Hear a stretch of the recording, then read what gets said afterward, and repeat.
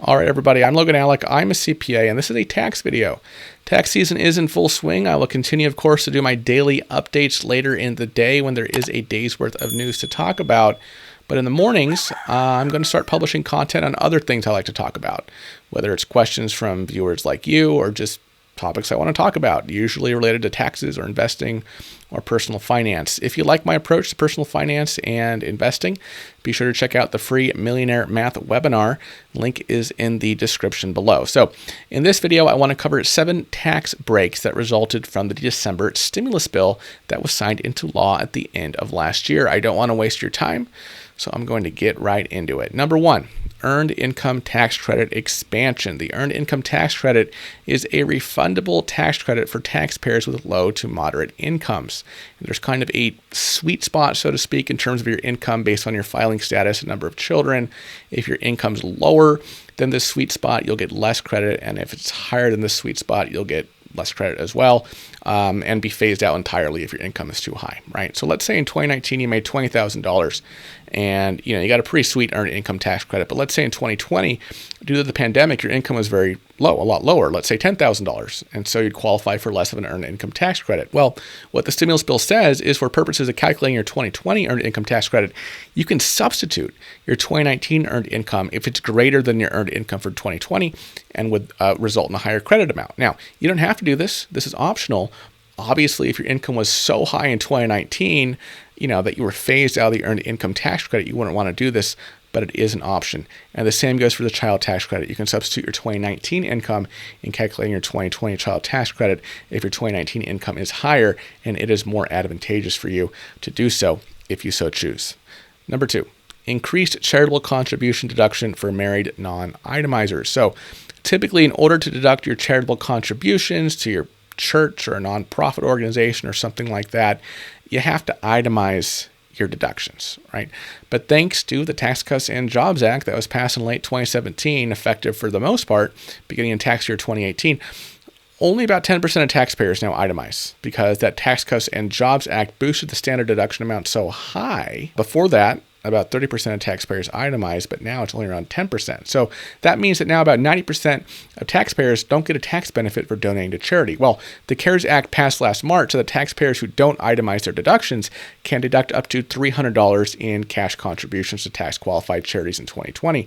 This amount was the same for both single and married filers. However, the stimulus bill passed in December extended this charitable deduction for non-itemizers into 2021 and said that for tax year 2021 only, the deduction is $600 for married non-itemizers who filed jointly, $300 for singles. So it doubled it for married for 2021.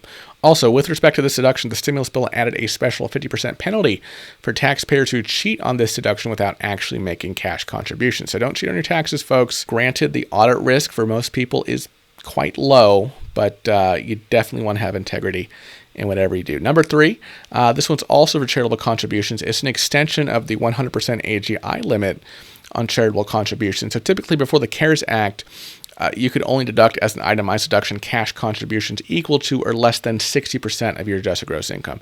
The CARES Act increased that to 100%. For cash deductions to qualified charities for tax year 2020. The December stimulus bill extended that into tax year 2021. Number 4, expanded eligibility for the lifetime learning credit. Now, the tax code rewards education, or more specifically, paying for higher education. You've got the 2 major credits, the American Opportunity Tax Credit, which you can only take for 4 tax years per student, and the Lifetime Learning Credit, which you can actually take for an unlimited number of tax years, hence the Lifetime Learning Credit. You've got the student loan interest deduction. You've got the tuition and fees deduction. Those are the big ones.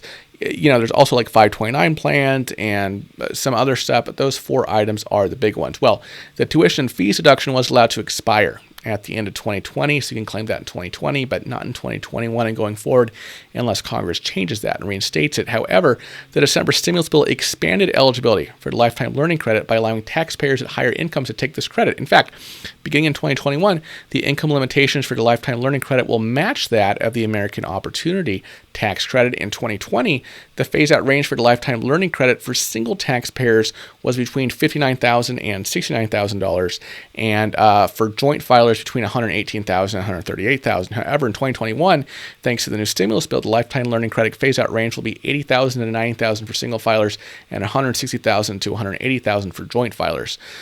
In summary, the lifetime learning credit offers a credit of 20% of up to $10,000 in education expenses for a maximum credit of $2,000. Number 5, keeping the medical expense AGI floor at 7.5%. If you itemize your deductions on your tax return, you can deduct medical expenses you paid during the year to the extent they exceed a certain percentage of your AGI, and that percentage is called your AGI floor. So for years, the past few years anyway, this AGI floor has fluctuated between 7.5% and 10%. Obviously, 7.5% is more advantageous. For example, if you have $10,000 in medical expenses and your AGI is $30,000, 10% of $30,000 is $3,000, so you can only deduct $7,000. However, if the AGI floor is 7.5%, 7.5% of $10,000 is $2,250, so you could deduct $7,750. Well, the December stimulus bill made the 7.5% AGI floor permanent, allowing more taxpayers to deduct medical expenses as well as allowing them to deduct more medical expenses because the floor was set to revert to 10% for 2021, but the December stimulus bill changed that, making it 7.5% permanently. Number 6, lengthen payroll tax deferral repayment period. You'll remember that back in August, then President Trump signed an executive order allowing employers to defer withholding the employee portion of the Social Security tax due for September through December 2020. The deferred amount would then be withheld from the employer's pay from January through April 2021. The idea was to increase employee take-home pay, right, during those months at the end of 2020, and then essentially have them pay this money back in early 2021. Well, the stimulus bill changed that to say the employees don't have to pay these taxes back in full until the end of the year, December 31st, 2021. The repayments will still be spread out, but they will now be spread out for longer. Finally, number 7, PPE deduction for teachers. Now, this one applies only to teachers. If you're a teacher, you know that you typically get an above-the-line deduction for up to $250 for books, supplies, and other equipment that you purchase with your own money to use in the classroom. I know that for many of you, that limit is very low, and oftentimes teachers spend a lot more than $250 on their classroom. But in case you happen to be underneath that limit, Congress has now said that PPE, personal protective equipment, disinfectant, and other supplies used to prevent the spread of COVID-19 purchased after March 12, 2020 is now deductible as part of the $250. Okay, so those are 7 tax law changes thanks to the December bill. Do any of them affect you or someone you know? Let me know in the comments. Also, if you have not yet seen my full TurboTax walkthrough and review for 2021, be sure to check that out. On the following screen, there will be a link you can press to watch my TurboTax walkthrough and review for 2021. And if you've already seen that video, be sure to check out my review for the Acorns investment platform. This is an investment platform that is really pouring a lot of money right now into marketing. So a lot of people are asking me about Acorns. I did a really thorough review and walkthrough of the Acorns investing platform with all the pros and cons. Be sure to check that out as well. Thank you so much for watching this video, and I will see you over there in the TurboTax or the Acorns video. Bye-bye.